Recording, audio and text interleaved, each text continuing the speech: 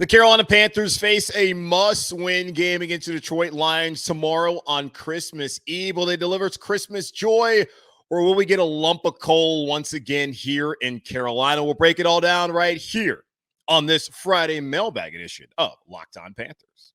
You are Locked On Panthers, your daily Carolina Panthers podcast. Part of the Locked On Podcast Network, your team every day.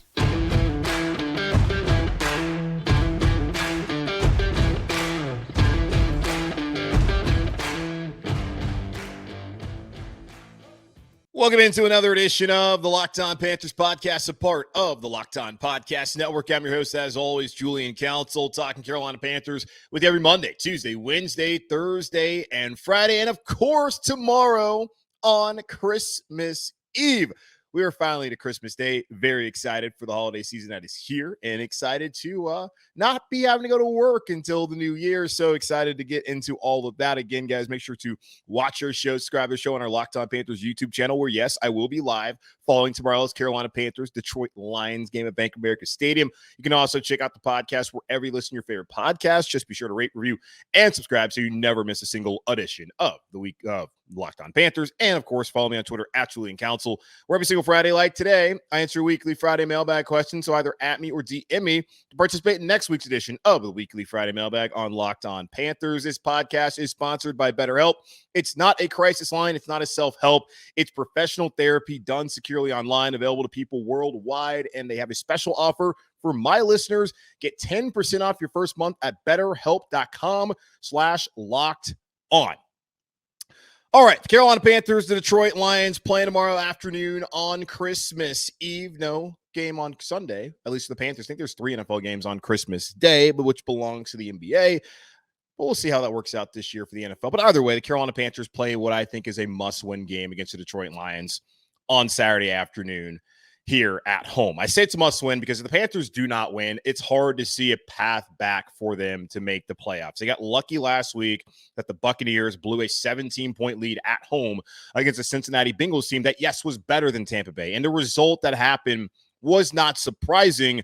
How it happened, though, was surprising, considering Tampa Bay was playing probably their best football of the season in that first half when they were up 17-0, then 17-3 at the half against Cincinnati, only to see it fall apart against a Bengals team that has caught fire of late. And a Bengals team, of course, we know, went to the Super Bowl last year and lost to the Los Angeles Rams. And unlike the Rams, the Bengals will be a playoff team again this year and will have a chance to be a Super Bowl contender. So Tampa Bay losing that game was not surprising. Carolina losing to Pittsburgh, though, to me was a surprise. Yes, it's Mike Tomlin coach team, and maybe I overlooked the Pittsburgh Steelers more than I should have, considering that, hell, it's Pittsburgh, and the Carolina Panthers have beat them one time, and that came back in 96 when I was 3 years old. So beating Pittsburgh and expecting to beat Pittsburgh are things that just do not happen here in Carolina. But my hope was, after winning at home against Denver, getting the bye, coming off of the bye and winning on the road for the first time all season at Seattle, that the Panthers, under Steve Wilks, had found that identity. They had established that playoff mentality, but instead what we saw was them reverting back to the team that we had seen early on in the season when Matt Rule was head coach, a team that had issues offensively moving the football, a team that couldn't get off on third down, a team that got battered at the line of scrimmage on both sides of the football, which we have not really seen, at least on the offensive line, all year long. We saw that happen on Sunday afternoon in that loss to Pittsburgh. And now that's led to this week being kind of doom and gloom of, oh, well, here we go again. As soon as you feel good about this team, they lose. And as soon as you feel bad about them, will they respond and win? Because I feel like that's kind of been the trend, why I've said it's a week-to-week league. You can't take too much of what you saw the week prior and then build it up to your narrative for the upcoming week then. But still, you want to have some sort of consistency. And the only thing the Panthers are consistent at is being inconsistent and always finding a way to break our hearts when we start to have hope and joy of watching this football team play. But tomorrow is a must-win. If you look at 538, no matter what you think of them, right now they give the Carolina Panthers a 20% chance to make the playoffs.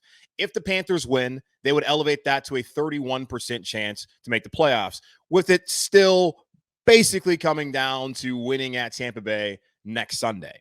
And, of course, having to win at New Orleans after that. Again, the Panthers only have one win on the road all season long, so you should not assume a win at Tampa would be followed by a win at New Orleans, or really you shouldn't assume that a win Saturday against Detroit will be followed up by a win in a massive game against the Tampa Bay Buccaneers. Now, if you factor in Tampa playing against Arizona on Saturday as well, if Tampa Bay wins that game, the Carolina Panthers would then only have a 27% chance of making the playoffs. So it would go up 7% from where they are out currently heading in the weekend with a 20% chance. Now, if Tampa loses to Arizona, which I have a hard time seeing, is Colt McCoy, the backup to Kyler Murray. He's out for this game. So Tampa Bay, you got to find a way to win this football game. Arizona's terrible. Their GM has left, personal and health issues. He also hasn't done a great job anyways, and that's the reason why Steve Wilkes is suing that team and Michael Bidwell, the owner, out there in Arizona. But Cliff Kingsbury, I don't know why he got an extension, because that has been one of the worst football teams since they were the last undefeated team last year in 2021, and the Panthers beat up on them a year ago. And I know they lost them this year. But either way, Tampa Bay should not lose that game. But if they do, the Panthers would then have a 42% chance to make the playoffs with that Tampa Bay loss. If they lose on Saturday, the Panthers would only have a 9% chance. And if Tampa wins, which I expect them to do, that would then drop to 5%, effectively ending their playoff hopes. The Panthers cannot lose tomorrow afternoon if they want to be a playoff team. And you would have thought if they wanted to be a playoff team, they wouldn't have lost to Pittsburgh. And I get Steve Wilkes is talking about, I don't want to hear anyone talk about playoffs. And Shaq Thompson also said, hey, we got to be focused on this week and not what's ahead. And of course, next week will be a massive game, but it's only a massive game if Carolina is able to prevail, or if they lose and Tampa Bay also loses, which again, I don't think the Bucs are going to give the Panthers yet another mulligan. Now, injury-wise, things are good, and they're as good as they can be. Yes, there's players that are out for the season, but as far as players that are available, the Carolina Panthers do not have a single player with an injury designation heading into Saturday's game. It's week 16 in the NFL, and the Panthers are at least, fully healthy, put that in quotes, with the guys that are available. We know guys like Zane Gonzalez out for the whole season. We know Matt Corral for the rest of the season, Dante Jackson, yada, yada, yada. The guys who have been out. And one player who I totally forgot was even on the roster, Andre Roberts, remember him? Former All-Pro kick returner. He was brought in here to help out that. Well, he's back. I know he had a knee issue. Apparently that's what it was, I think. Well, he could be activated on Saturday. Steve Wilkes is non-committal on that. I think that would make sense considering like Shi Smith has kind of struggled back there, and it would help them. And hey, why not? Let's see what he's got. He's 34, which is old, of course, for the NFL. So we'll see what happens there. But the Carolina Panthers got to win tomorrow if they want to be a playoff team. If they lose, you can pray that Tampa loses. I don't think it's going to happen. And honestly, if they lose back-to-back games at home when they came off of their first back-to-back wins since last year in week 2 and week 3, and their first road win since last year at Arizona, how could you even have any confidence that this team would find a way to then win on the road at Tampa and at New Orleans? And Steve Wilkes also, his job as far as being the Panthers' full-time head coach, it is on the line right now. His team has to win on Saturday, and they have to follow it up by winning 2 more on the road. So we'll see how it goes. But Saturday against Detroit is by far the biggest game of the season for the 5-9 Carolina Panthers, who are still in the thick of things. Imagine that. 5-9 Panthers, 7-7 Lions playing a critical game in week 16 of the NFL with playoff stakes. What world are we living in here in 2022 in the NFL? Okay, it is Friday, and it's time for me to get to your weekly Friday mailbag questions here on the show. I will do that after this quick pause here on Locked On Panthers. Turo is the world's largest car-sharing marketplace. With Turo, you can book any car you want, wherever you want it, from a community of local hosts. Browse a huge selection of vehicles for just about any occasion or budget across the U.S., UK, Canada, and Australia. Book a spacious SUV or minivan for a family road trip. Get a classic or luxury car for a special event, birthday, or holiday. Find affordable economy cars if you're on a budget and just need to get from point A to point B. Test drive that new electric vehicle you've had your eye on to see how it fits in your everyday lifestyle. Many Turo hosts can even deliver your car right to you.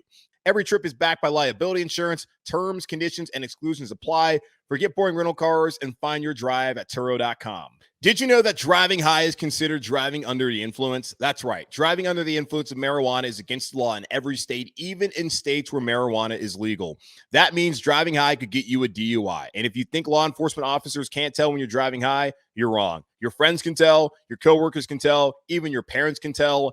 Everyone can tell. So what makes you think that law enforcement officers don't know when you're driving high as well? Driving under the influence of marijuana can slow your response time and change how you perceive time and speed. So even if you think you're fine to drive when you're high, you're not.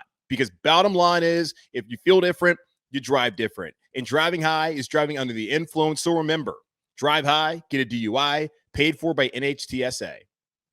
All right, let's do it. The Weekly Friday Mailbag here on Locked on Panthers, a Christmas Eve edition of the Weekly Friday Mailbag. Panthers Lions tomorrow afternoon, 1 o'clock, probably on Fox. So get excited as the Panthers must win that game to stay in the hunt for the NFC South division title and win their first one since 2015. We'll start off with Kendrick, who asked, is it possible that last week's dud of a game was just a perfect storm that the remaining teams on our schedule can't replicate? Taylor becoming a starter a few plays into the game, a front seven with Defensive Player of the Year, and multiple past Pro Bowlers, as well as 220-plus running backs that they utilize as a fullback.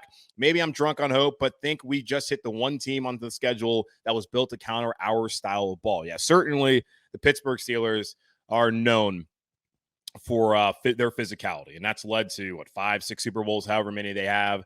The Steelers are one of the all-time winningest franchise in the NFL. They're a legacy franchise, and of course they got to play a home game as they traditionally have whenever Pittsburgh has played here in Carolina, whether it's been the preseason or of course the regular season. And knowing the history of the two organizations, Carolina's only beat Pittsburgh once, coming back in 1996. So we should never expect to win that game, but you would have thought with all the momentum, what was on the line for Carolina and what Pittsburgh doesn't have to play for at all, you would have thought Carolina would have stepped up and played well. But you do bring up good points. They have players like Cameron Hayward, who has won Super Bowls, and he's been to the playoffs. He only knows winning. He's never had a losing season in Pittsburgh because Mike Tomlin's been the coach and has never had a losing season. They need to win out for that to remain the case. But TJ Watt, one of the best defensive players in football, he's been injured this year, but he's still been back and playing, and he's a hell of a player. Minka Fitzpatrick's great. They got a lot of guys that are used to winning, and this is a down year in Pittsburgh. But it's a bunch of pros who want to win. They get paid too, and they aren't going to quit, and Mike Tomlin's certainly not going to allow it to happen. Now, is Detroit going to be able to be as physical on the defensive line against the Panthers O-line? I don't think so. The Lions did a great job last week against the Jets running, but the Jets' offensive line hasn't been great, and their running game hasn't been the same since Breece Hall tore his ACL earlier in the season against Denver. So I do think the Panthers' offensive line has that advantage against Detroit. Detroit has not had a good defense all year long. They've gotten better, of course, over the last 6 or 7 weeks as they've won 6 of their last 7 games, but they're still not a great defense. The Panthers can have success against them. Their offensive line is tremendous. So that is something that could happen again where the Detroit Lions are able to run the football well, but that's not really what they do. What they want to do is pass it. Can the Panthers get pressure on Jared Goff? Because they didn't get pressure on Mitch Trubisky. So that's certainly something that can be replicated by Detroit. Are they the same kind of team, the Detroit Lions and Pittsburgh Steelers? No. Detroit wants to pass it, but they also want to be physical like every single football team. I do think it was a perfect storm last week of just, say, the crowd, whatever factor that might have played in, but also Pittsburgh being an extremely well-coached team. I don't look at Detroit on the same level of Pittsburgh as far as like how well they're coached, because Dan Campbell, he's done a great job the last couple of weeks. He's not Mike Tomlin, doesn't have that pedigree. He's only a second year as an NFL head coach. We have to still remember with Steve Wilkes, he still is only in his second season as even being a head coach in the NFL. And of course, factor in all the circumstances that are making this difficult for him to even be in this position that he's in right now to have the Panthers, if they went out, they're NFC South champs and are in the playoffs. You got to remember that. So, yeah, it was a bit of a perfect storm, but I'm not going to sit here and act like Detroit can't go out there and beat Carolina, because as I told y'all yesterday, having seen this team play recently and how explosive the offense has been all year long, even when they were losing, that offense was putting up points, and what they did in Minnesota not too long ago, and winning in New York last week against the Jets team, that could be a playoff team. I think Detroit can get Carolina, and I said I think they will win the game. But of course, every time I start to doubt this team, that's when they win, so they probably will win tomorrow. But no, it was a perfect storm, certainly. But Detroit, they're a good football team too. All right, over to Jake, who asked, if you are Steve Wilkes, besides being a Charlotte native and his past with the Panthers, why would he want this job if we don't make the playoffs, have plenty of question marks to the quarterback situation? Would he take the risk regardless? Yeah, well, I, like Steve Wilkes, am from Charlotte. So, of course, it would be a dream in a way if I was a football coach to be the head coach of my hometown team. And, Steve Wilkes also, here's a little insight. Steve Wilkes is an Omega. He's a Q. My dad is also an Omega here in Charlotte and is very involved with the fraternity. They had the big conclave this past summer. My dad put that on. So he knows Steve Wilkes a little bit. And I was over at Pop's house last week, asking him some question about Steve Wilkes, who he's, known for a while. And I was just asking him, you think Wilks is, does he want the job? You think he's going to get the job? Like, what's Steve's kind of insight? All my dad would tell me is that Steve Wilks wants to be here in Charlotte. He wants to be here in Charlotte.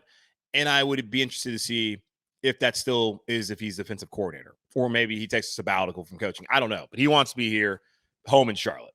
So what's there? I mean, here's really the answer to your question though, Jake. It's one of 32 jobs. So yeah, you're going to take the opportunity if it's presented to you. And it's also one of those things where if he's offered the job, he's got the lawsuit going on. How does that potentially hurt his lawsuit about the NFL's hiring practices and what happened to him in Arizona? And he also understands that what happened to him in Arizona led him to be from being a head coach in the NFL to 3 years later being a damn DC for Eli Drinkwitz in Missouri. Not even a good Power 5 defensive coordinator job. He's in Mizzou, man, out there in Como. So that he knows just how far you can fall from being a head coach to go to Cleveland to be a DC for Freddie Kitchens and to be working for Eli Drinkwitz. So yeah, I think Steve Wilks is going to take the opportunity, and he absolutely should. And there's risk regardless of where you go. Nathaniel Hackett, he's going to Denver. He was maybe thinking that Aaron Rodgers is going to go there, was going to follow him. But then you got Russell Wilson. The thought is, hey, man, wow, what a great setup he's got. He's going to get fired because he's a terrible coach. So there's always a risk no matter where you take a job. You can look at Jacksonville and think, hey, there's a big risk. Doug Peterson, hey, you want a Super Bowl? You really want to go be the Jags coach? Not like the Jags ever really have success. Things are working out right now for Jacksonville. Now I'm recording this before the Thursday night football game against New York, so I don't know how that's going to play out. So yeah, he's got to take the opportunity if it's presented to him. And absolutely he would. So yeah, if I'm Wilks, I'm going to look around, look at ownership and see, what happened before, but he's certainly open eyes here in Carolina and across the league as well. That's what Joe Person of The Athletic mentioned in his latest article. So I think Wilks will take it, even with the quarterback concerns, because he's going to get a contract. They're going to tell him, hey, we're going to get things fixed. And he's going to bring in his own guys also as far as the staff goes.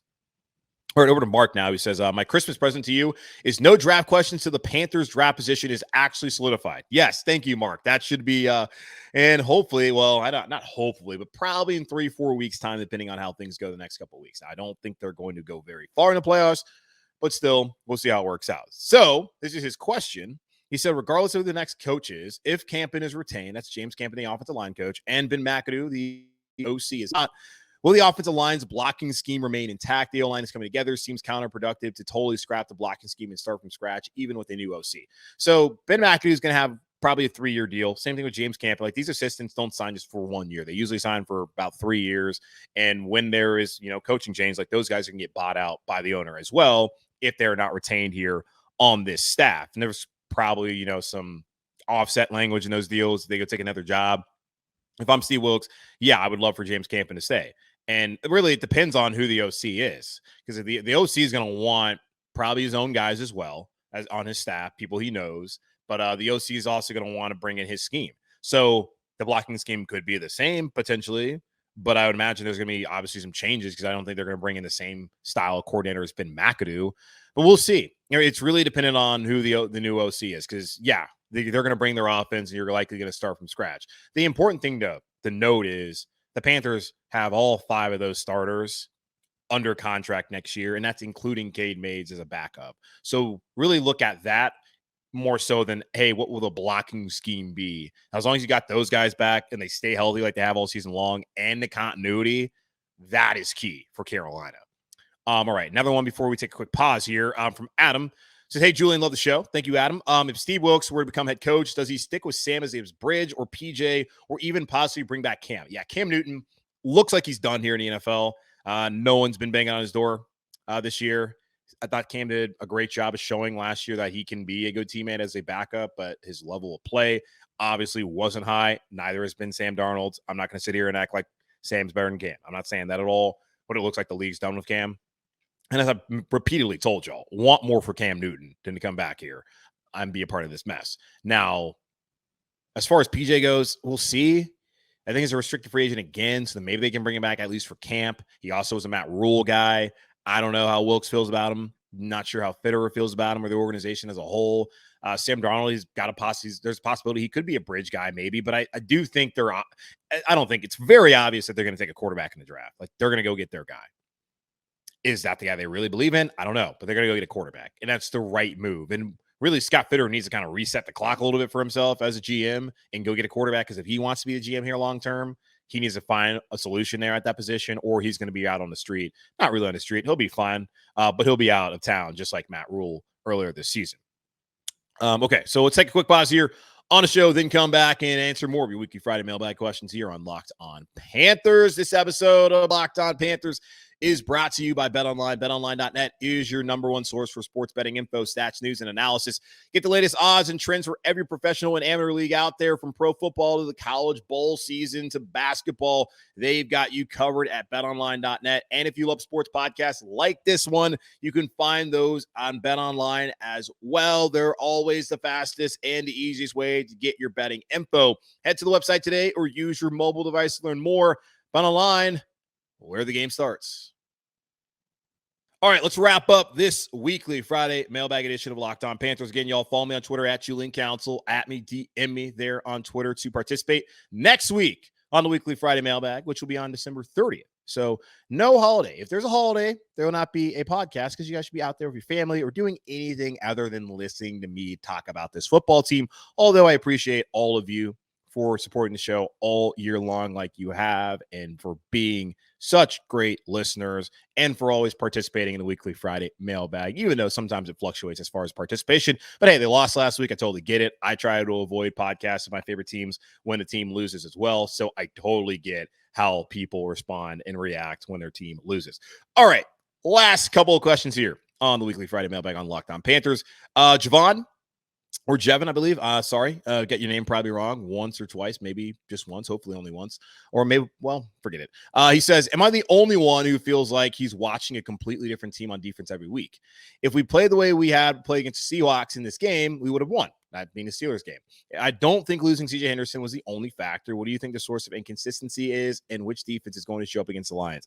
I expect that defense that shows up against the Lions to be one that's going to be out there fast and physical and ready to go. Now, will that last for 4 quarters? That is a good question. I think they can have success, but the thing about it is they got to get after Jared Goff. I know you're saying, Jared Goff, that guy, we got to be concerned about him. Yeah, he's been good this year, flat out. He's been good to the point where, like, he's still a young quarterback. He's still a former number 1 overall pick who's been to the playoffs multiple times, who's played in a Super Bowl, didn't play well, but he's played a Super Bowl. And the GM, Brad Allen, came from LA. And I know it's all GM speak, coach speak. When Dan Campbell and Brad Allen both got there to Detroit, they said, hey, we believe in Jared.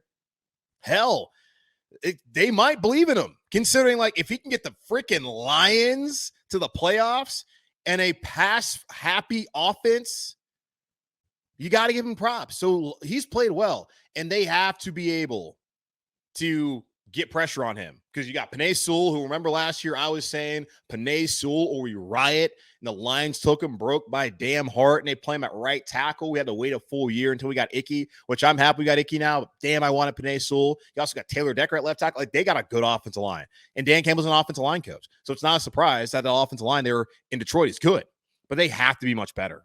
They can't give Jared Goff all day. And DeAndre Swift and the other running backs they have on that roster, what's his name? Jamal Williams. Those guys also, they can make some plays too. So the Panthers got to run fit. They got to play more physical on the defensive line and offensive line. As for what defense line, it's because we're talking about defense. So I don't know. I think the defense is up. They're in for a challenge. Certainly, this is a better offense than the one that they faced last week. It's the best offense remaining on the schedule that they're going to face. I know it's Detroit. It's crazy to say that, but that's the case. So they're going to give up points. They're going to give up yards. It's just, can they counter on defense, of course, or on offense rather? For the defense, they've got to get takeaways. They got to get a takeaway this week. They've got to be able to put pressure on Jared Goff. So I don't know what I'm going to see, but if you're expecting to see, the same defense from Seattle, I mean, that's defense still gave up, 27 points or whatever? Like, that's probably what's going to happen on Sunday. But the Panthers offense has got to be much better. So we'll see. I think they'll play well considering who their opponent is.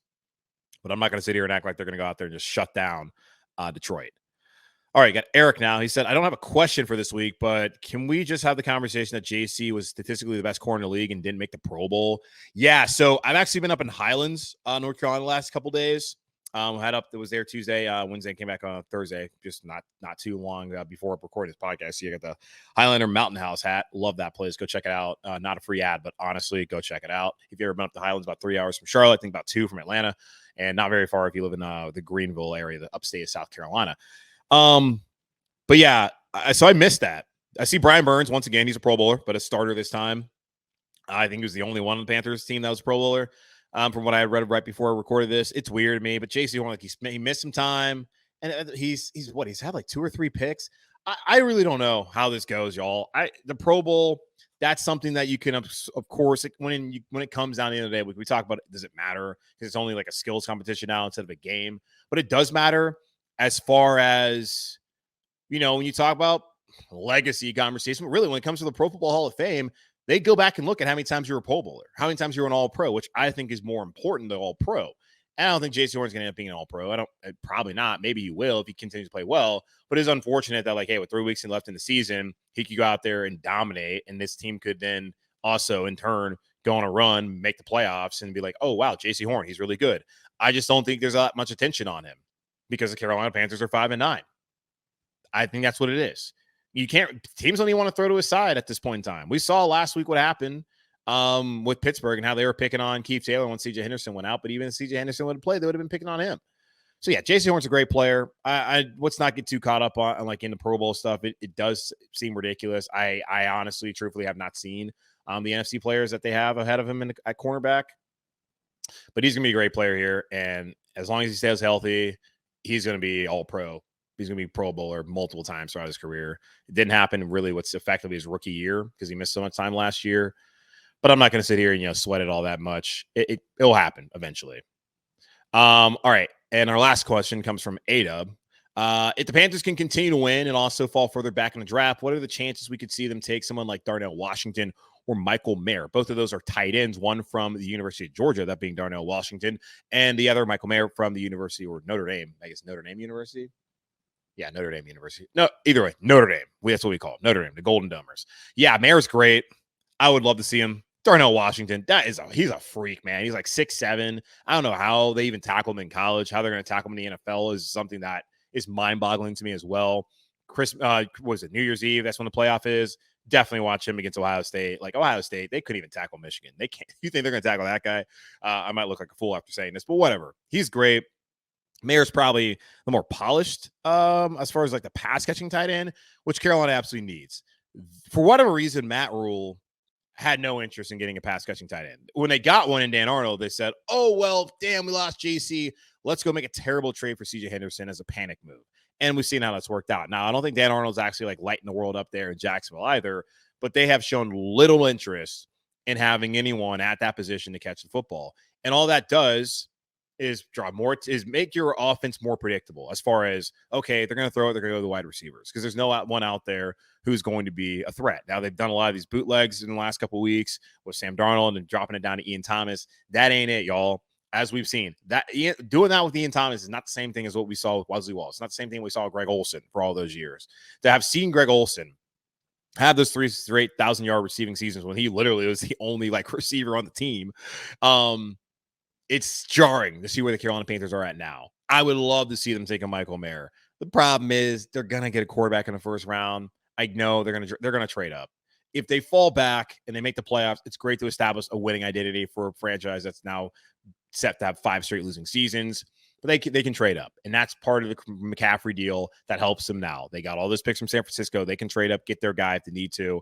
I would love to get a pass-catching tight end. That's just going to happen in the second round if they do indeed still have a second-round pick, which I think probably will be the case. So, yeah, with dreaming of Darnell Washington, Michael Mayer, any pass-catching tight end out there, even the guys from Utah.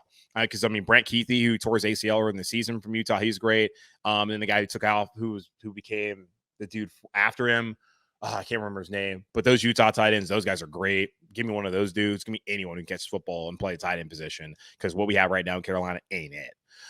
All right, that's going to wrap up this edition of the Weekly Friday Mailbag on Locked On Panthers. Again, y'all, make sure to check out the show on YouTube, as I'll be live tomorrow after the game, breaking it all down here on the Locked On Panthers YouTube channel. Subscribe so you don't miss it. If you do miss it, it's okay. The podcast will be up in your podcast feeds wherever you listen to your favorite podcasts, including, of course, this one. So either at me or DM me at Julian Council to check that out. And not that me and DM me, but rate, review, subscribe. But follow me on Twitter at Julian Council and at me and DM me if you ever have questions. But, of course, questions for the Weekly Friday Mailbag, which I want you to send me in for next week on the 30th.